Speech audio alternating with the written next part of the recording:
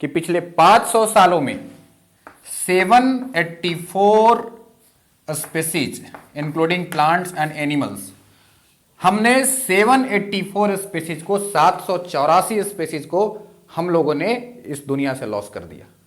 784 species का extinction हो चुका है बेटा इस दुनिया से, जिसमें अगर मैं बात करूं एनिमल्स का,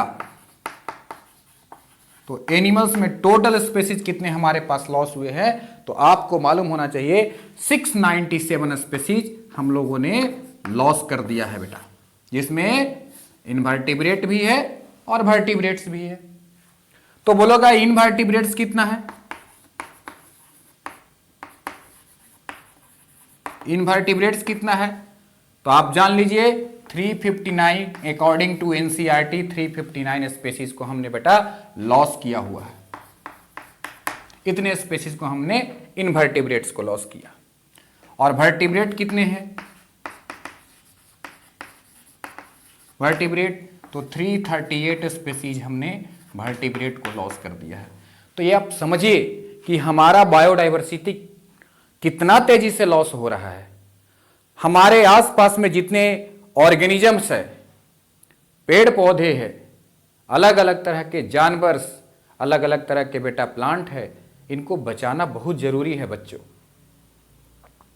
हर एक स्पेसीज का पिछले क्लास में हमने रिवेट पॉपर हाइपोथेसिस की सहायता से आपको मैंने बताया था कि कितना ज्यादा एक एक स्पेसीज का इंपॉर्टेंस होता है हमारे बायोडाइवर्सिटी को मेंटेन करने में। ठीक है बेटा, तो आप समझ गए कि पिछले 500 साल में 784 स्पेसीज को हमने लॉस कर दिया, और जिसमें 359 स्पेसीज इनवर्टिब्रेट्स के हैं और 338 स्पेसीज वर्टिब्रेट्स के हैं। टोटल हमने 697 स्पेसीज एनिमल के लॉस कर दिए, और जो रिमेनिंग स्पेसीज है वो बेटा प्लांट्स के हैं। तो प्लांट के आपने कितना स्पेसीज को लॉस कर दिया है बेटा? तो प्लांट को अगर 697 को 784 में माइनस करो तो ये कितना बचेगा बेटा? तो आपको मालूम है कि ये 87 बचेगा। 87 स्पेसीज हमने प्लांट का लॉस कर दिया है। तो ये बहुत बड़ा लॉस है। और अगर कुछ रिसेंट एक्सटिंक्शन की बात किया जाए तो ये हमने ऑलरेडी पहले से लिख करके रखा है बेटा। एक डोडो नाम के बर्ड्स होती थी, ये डोडो बर्ड्स मॉरिशस से चला गया। रिसेंट एक्सटिंक्शन है बेटा। ये डोडो बर्ड्स अब इस दुनिया में नहीं है, ये मॉरिशस में पाया जाता था। मॉरिशस आपने सुना होगा, बहुत अच्छा जगह है, आप घूम करके आइए कभी। क्वेगा कहां से चला गया बेटा? अफ्रीका से चला गया, लॉस हुआ, अफ्रीका में पाया जाता था। थाइलासिन ऑस्ट्रेलिया से लॉस हो गया। स्टेलर सी कौ रसिया से लॉस हो गया, ये रसिया में पाया जाता था। और ये बहुत इंपॉर्टेंट है स्टेलर सी कौ, ये बहुत क्वेश्चन पूछा जाता है। स्टेलर सी कौ क्यों लॉस हुआ है? ओवर एक्सप्लॉइटेशन की वजह से। अभी हम बात करेंगे कि बायोडाइवर्सिटी लॉस होने का मेजर कारण क्या क्या है, तो उसमें एक हमारा ओवर एक्सप्लॉइटेशन आएगा। और 3 स्पेसीज टाइगर के लॉस हो चुके हैं, बाली, जवान और कैस्पियन। ये 3 स्पेसीज टाइगर के हैं बेटा। 3 सब स्पेसीज है ना, ये सब स्पेसीज है, ये 3 सब स्पेसीज है, ये टाइगर के हैं, ये स्पेसीज नहीं है बेटा, सब स्पेसीज है। तो आप इसको ध्यान रखिएगा। तो ये हम लोगों ने लॉस कर दिया, ये हम लोगों ने प्लांट को लॉस कर दिया। और अगर आप देखोगे तो बड़ा दिक्कत वाली बात है बेटा। अभी ऐसी एनसीईआरटी से को पढ़ने के बाद हमें ऐसा आपको अनुभव होगा कि बहुत सारा हमारा ऐसा स्पेसीज है जो लॉस होने वाला है, इसे बचाने की जरूरत है। तो मैं आपको बता दूं एक डेटा कि 15,500 स्पेसीज है जो क्या फेस कर रहे हैं थ्रेट ऑफ एक्सटेंशन को,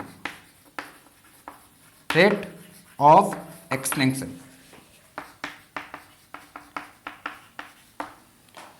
इनको बचाने की जरूरत है बेटा।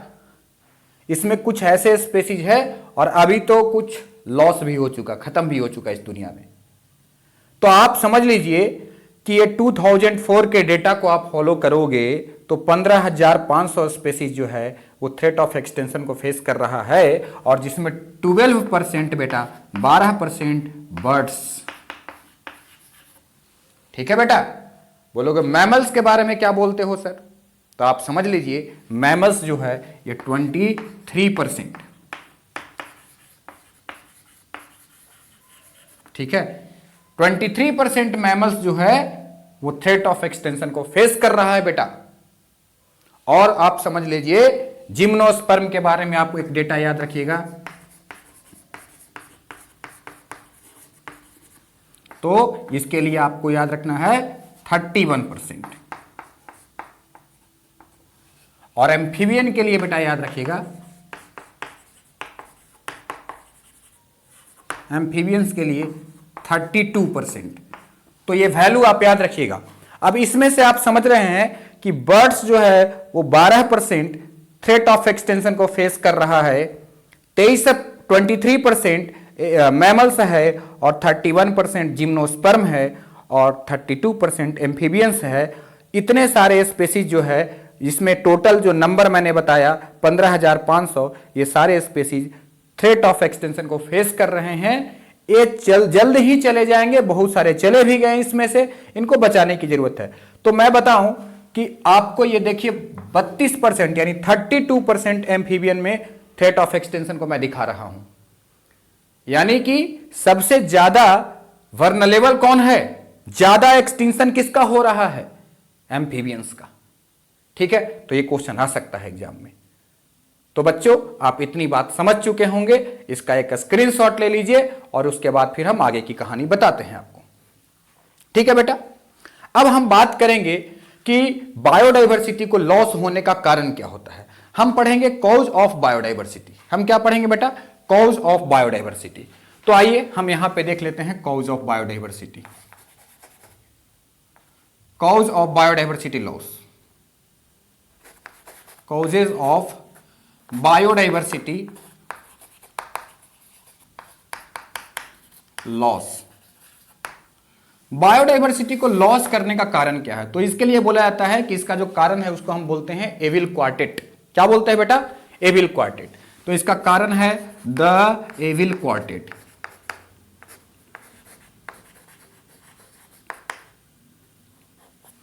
QUARTET।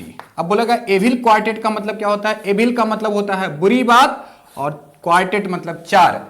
चार बुरी बात है, चार बैड हैबिट है जो हम करते हैं, और अगर उसे हम करना छोड़ दें तो हमारा जो बायोडाइवर्सिटी है वो बच जाएगा। बोला चार कौन कौन सी चीजें हैं सर, इनकी बात बताओ। तो पहला है बेटा फ्रैगमेंटेशन एंड हैबिटाट लॉस।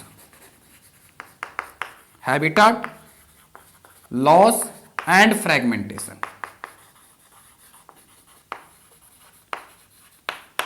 ठीक है, habitat loss and fragmentation. Habitat loss और फ्रैगमेंटेशन का मतलब क्या होता है, अगर आपने जंगल को काट दिया तो जंगल में रहने वाले जितने भी एनिमल्स हैं उनका हैबिटाट को आपने खत्म कर दिया, वो सारे जानवर एक्सटिंक्ट हो जाएंगे, वहां से खत्म हो जाएंगे, वहां से चले जाएंगे। और ऐसे ऐसे जंगल को आपने काटते रहा तो दुनिया से भी वो खत्म हो जाएंगे, है ना। तो दुनिया से एक्सटिंक्ट हो जाएंगे, एक पर्टिकुलर रीजन में कभी खत्म होंगे। तो मेजर कारण आप समझ रहे हो कि हैबिटेट लॉस एंड फ्रैगमेंटेशन, ये सबसे मुख्य कारण है बेटा, सबसे मेन कारण है ना। अब इसकी एग्जांपल दिखाने के लिए बोलती है कि अगर आप ट्रॉपिकल फॉरेस्ट को बात करो, ट्रॉपिकल फॉरेस्ट की बात करो, तो एक समय था जब हमारे पास ट्रॉपिकल फॉरेस्ट 14% हुआ करता था, और आज ये घट करके कितना हो गया बेटा, मात्र 6% हो गया है। ये अपनी एनसीईआरटी बोल रही है, और एनसीईआरटी बड़ा एक इंटरेस्टिंग डेटा बता रही है। आप जितने देर में इस चैप्टर को खत्म करोगे बायोडाइवर्सिटी एंड कंजर्वेशन को, हजारों हेक्टेयर जंगल को काट दिया जाएगा, डिफॉरेस्टेशन कर दिया जाएगा। ये कितना गंभीर मुद्दा है बेटा, ये कितना बड़ी बात है जो सोचने वाली है। जंगल को लगाना ये अच्छी बात है, पेड़ पौधे को लगाना अच्छी बात है, लेकिन पेड़ पौधे को काटना ये बिल्कुल, आप समझिए कि हमारा जनरेशन कर क्या रहा है। इस पे सोचने के लिए हमें सोचना चाहिए बैठ करके। हम अपने बायोडाइवर्सिटी को बहुत लॉस कर रहे हैं। और इसलिए मैं आपको बता दूं 6 मास एक्सटेंशन चल रहा है बेटा। पहले 5 मास एक्सटेंशन हो चुका है, पूरी पृथ्वी विनाश हो चुकी है 5 बार आज से पहले, ये एनसीईआरटी में लिखा गया है। और इस बार छठा मास एक्सटेंशन चल रहा है, इस बार पूरी दुनिया विनाश होगी। और उसके लिए कारण, उसके लिए जिम्मेदार कौन है? Human beings. इस बात को आप समझ लीजिए, ठीक है। तो आइए आगे बढ़ेंगे। तो पहला हमारा हो गया, लॉस हो गया बेटा, हैबिटाट लॉस एंड फ्रेगमेंटेशन। दूसरा जो कारण है बेटा, हम किसी बाहर के जानवर को ला करके इंट्रोड्यूस, उससे पहले आप पढ़ लीजिए जरा ओवर एक्सप्लॉइटेशन। सेकंड पार्ट में हम सीक्वेंस में पढ़ा रहे हैं आपको, जैसे एनसीईआरटी दिया है। तो पहले आप सेकंड नंबर पे हम लिखेंगे ओवर एक्सप्लॉइटेशन।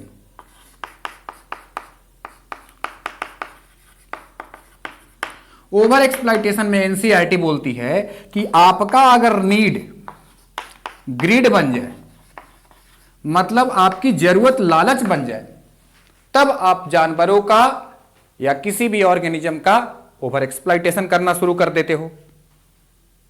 एनसीईआरटी बोल रही है कि when need turn to greed it leads to over exploitation.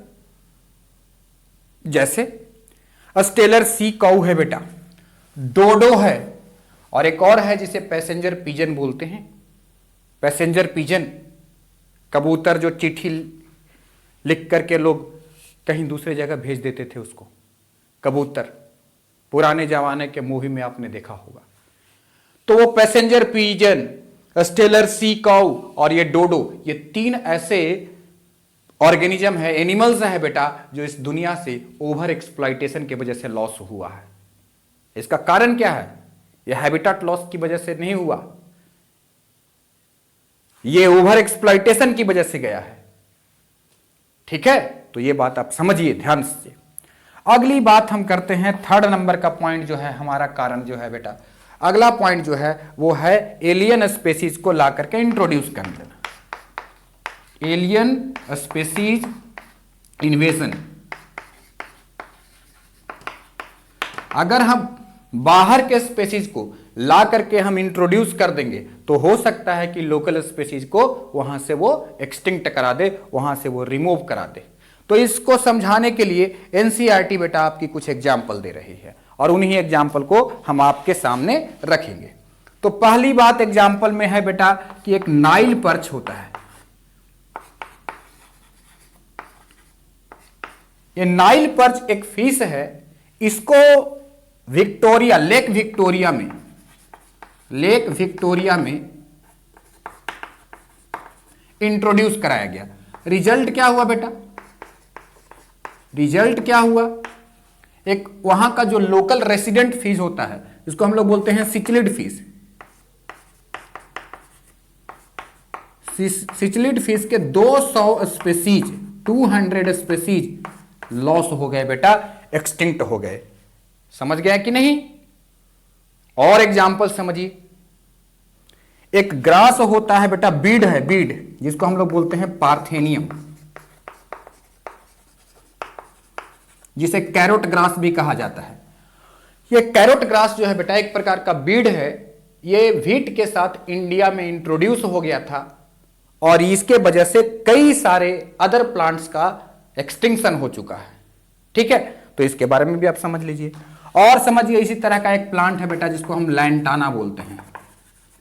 यह भी एक प्रकार का है, एक्जोटिक स्पीसीज है। इसके वजह से भी बहुत सारे स्पीसीज का लॉस होता है। आपने इसी तरीके से आप आइकॉर्निया का नाम सुने होंगे, जिसे आप बोलते हैं वाटर हाइसियंथ,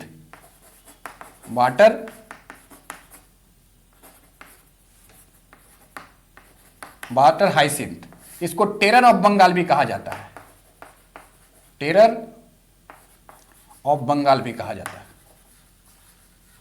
बेटा। इसको इंडिया में इंट्रोड्यूस किया गया बंगाल में एस्थेटिक वैल्यू के लिए, अच्छा दिखाई देता है इसके लिए, लेकिन ये इतना ज्यादा इन्वेसिव हो गया कि वहां के पूरा का पूरा जो एक्वेटिक इकोसिस्टम था उसको पूरा कवर कर दिया। अब कवर कर दोगे, पानी को कवर कर दोगे, तो आप सोचो ना, वहां पे डिजॉल्व ऑक्सीजन की कमी होगी, वहां के जितना इक्वेटिक फिश है बेटा वो मरने लगेंगे। तो इसे टेरर ऑफ बंगाल कहा गया। सारी मछलियां मर गई थी और बंगाल के लोग इतना ज़्यादा हैवॉक कर गया, फैल गया कि लोग डर गए थे। तो ये चीज़ हो गया। तो 3 कारण हमने बताया, habitat loss and fragmentation, over exploitation, alien species invasion.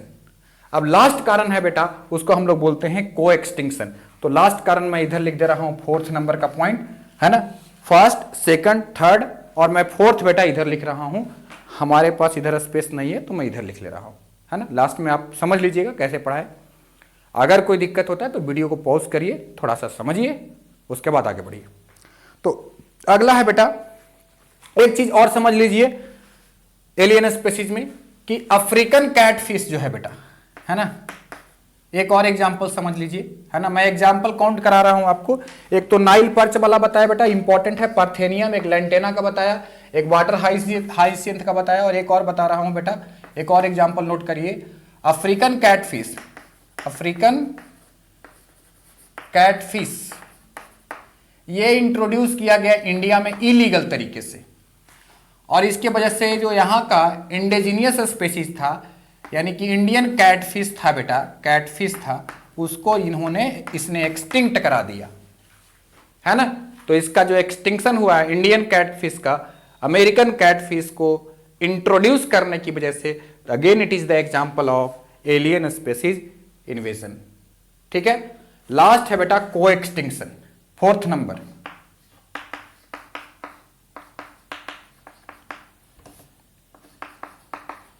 को एक्सटिंक्शन क्या होता है ये समझो।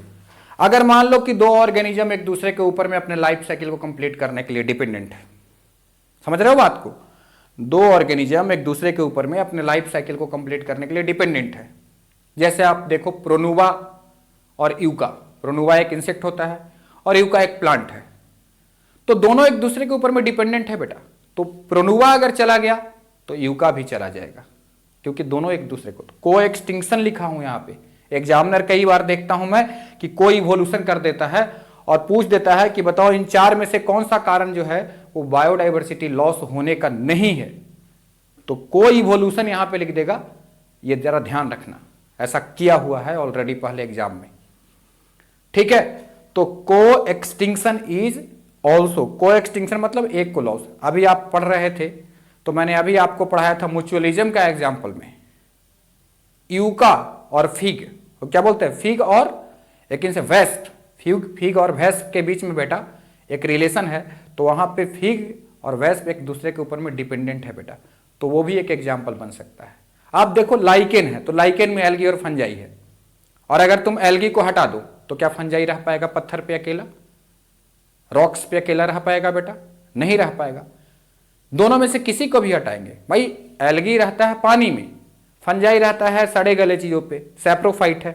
लेकिन अगर रॉक्स पे ग्रो किया हुआ है तो दोनों साथ में है, और वहां से दोनों में से कोई एक भी गया तो दूसरा ऑटोमेटिक जाएगा। तो इसको बोलते हैं को एक्सटिंक्शन। इसका कोई पर्टिकुलर एग्जाम्पल एनसीईआरटी में है नहीं। तो मैं समझता हूं कि आपको आज का लेक्चर समझ में आया होगा। कुछ दिक्कत है तो आप कमेंट बॉक्स में कमेंट कीजिए। लास्ट जो लेक्चर है वो कल का वीडियो में मैं अपडेट करूंगा आपको। और बेटा आप अपना सपोर्ट बनाए रखिए। वीडियो में लाइक भी आप नहीं करते हो, बहुत कम लाइक करते हो। अगर कुछ आपका रिकमेंडेशन है तो आप जरूर उसको बताइए, हम अमल करेंगे, उस पर हम सोचेंगे। सुधार करने की जरूरत होगी तो मैं उसे सुधार करूंगा।